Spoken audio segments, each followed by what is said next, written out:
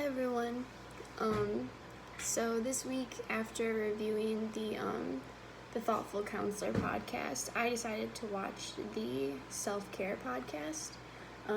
Just because that's something that I've always struggled with, and I was kind of interested to hear what they would say about it. Because coming into it, I was kind of expecting the podcast to be more so about like tips and tricks, or like how counselors are finding that self-care can be practiced in a more effective way, or ways that just kind of pertain to the field that might take away those feelings of like, I don't feel like I'm doing well right now, or I don't feel like I'm taking care of myself. But I was actually totally wrong by what I thought it was going to be, because most of it was a current counselor discussing the ways that she wasn't practicing self-care and how she had adapted and learned that she needed to do better by herself and better by her clients by practicing more appropriate self-care to make sure that she was being the most effective within her clinical setting, which I really appreciated, because I feel like you don't really get to hear that side of things. Most people don't tell you how they don't practice self-care. It's more so like, look at me when I'm doing well, but look away when I'm not. So I really did appreciate that, because I feel like it's a more of a taboo subject to talk about how you're not really practicing self-care. Things that I took away from the podcast were that I have to recognize when I'm doing poorly.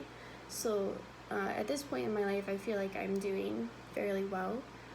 I do feel very good and healthy and full of self-care. But I do recognize that oftentimes I will sink into holes, and I won't be as good as I could be. I won't be at my best. And I was thinking afterwards how she was talking about recognizing not even just the emotional symptoms, but also the physical symptoms, that I do have physical symptoms when I'm getting extremely stressed out, or not practicing self-care. It's like, I noticed that when I am like terribly stressed and that things are getting out of hand and I can't handle it, I get sick. I get sick a lot. And I noticed that was something that she also had discussed too, that she was feeling just generally ill, kind of down and just icky. And I definitely resonated with that, because my body does respond in that way, and I do feel like when I'm not practicing self-care, it does take a toll on my physical health. And then of course my mental health is never what it needs to be when I'm not practicing self-care. I'm often overthinking, I'm full of anxiety, I just can't really balance things as well as usual. And other people notice it as well, which is something that was also brought up in the podcast, that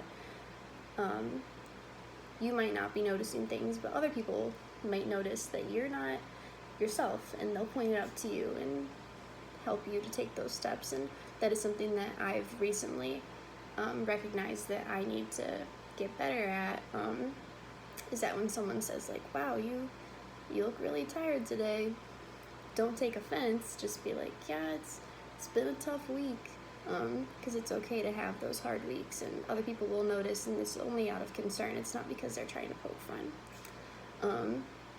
I also heard thoughts of, like, in the podcast, heard thoughts of feeling inadequate and kind of unworthy, like wondering like what's wrong with me. And that's something that I often struggle with as well. Those feelings of inadequacy, or just like there's got to be something wrong with me.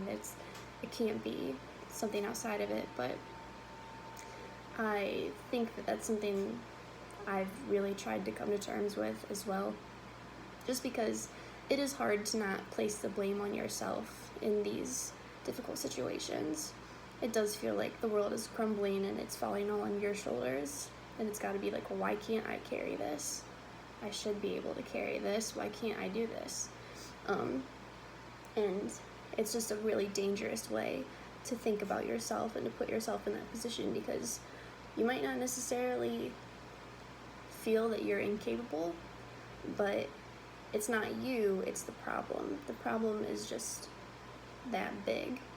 It's not about your capabilities, it's about the situation. So just trying not to pin those really negative, like negative self-talk or negative thoughts on yourself, kind of attacking the problem and not taking it personally. And I also, just taking away from the podcast, that self-care is practiced with you in mind, but also with your clients in mind. Because ethically, you really can't practice unless you've taken a stance of, I'm going to take care of myself first so I can be the most effective for you and your situation.